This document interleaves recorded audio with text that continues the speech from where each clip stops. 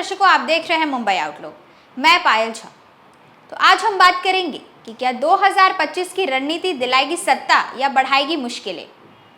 तो आज की खबर है पटना बिहार से, जहां बिहार की सियासत में इन दिनों सबसे चर्चित चेहरा है तेजस्वी यादव। 2020 के चुनावों में एक नए और साफ सुथरे नेता की छवि गढ़ने वाले तेजस्वी 2025 के आते आते पूरी तरह बदले हुए नजर आ रहे हैं।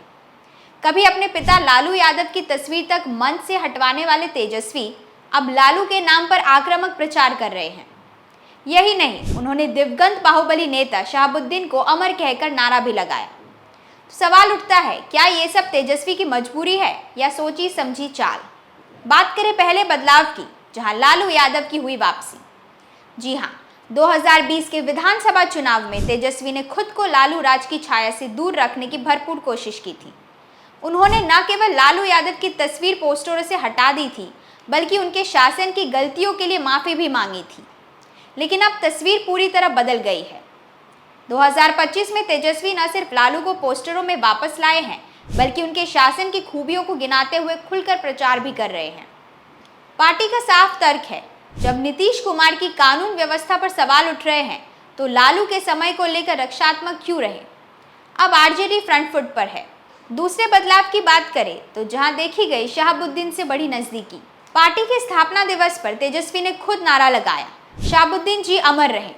ये वही शहाबुद्दीन है जिनसे कभी आरजेडी ने दूरी बना ली थी, लेकिन सिवान, छपरा और गोपालगंज जैसे जिलों में आज भी शहाबुद्दीन परिवार का असर कायम है। 2024 के लोकसभा चुनाव में हिना शहाब को टिकट न मिलने से वोट बंटे और आरजेडी को हार का सामना करना पड़ा।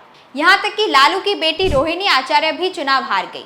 अब तेजस्वी मानते हैं कि शहाबुद्दीन परिवार को साथ लिए बिना इन क्षेत्रों में पार्टी का गणित नहीं बन सकता। तीसरे बदलाव की बात करें, जहां तेजस्वी ही दिखे पार्टी का चेहरा।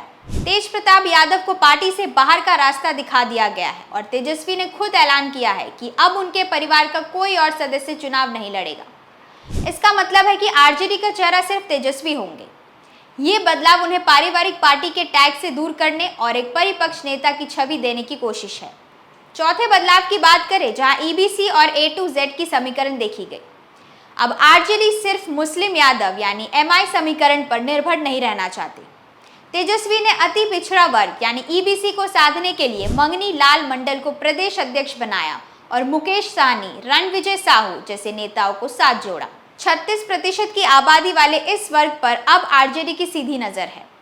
साथ ही ब्राह्मण, दलित, भूमियार जैसे समुदायों को भी जोड़ने की कोशिश हो रही है, जिसे तेजस्वी ए टू जेड समीकरण कहते हैं। लेकिन सवाल यह है कि क्या यह सोशल इंजीनियरिंग वोटों में तब्दील हो पाएगी? क्या चलेगी यह रणनीति?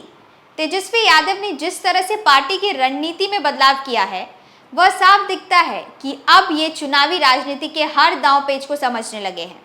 लेकिन क्या लालू की छाया, शहाबुद्दीन की विरासत और जातीय गणित उन्हें सत्ता तक ले पाएंगे, या फिर ये चाल उल्टी पड़ जाएगी? 2025 का चुनाव तेजस्वी यादव के लिए सिर्फ चुनाव नहीं, बल्कि एक अग्नि परीक्षा है। अब देखना यह है कि उनकी ये नई रणनीति उन्हें मंजिल तक पहुंचाएगी या राह और कठिन कर देगी। आप क्या सोचते हैं? क्या तेजस्वी सही दिशा में जा रहे हैं? अपनी राय हमें कमेंट में जरूर बताएं। तब तक के लिए देखते रहिए मुंबई आउटलुक।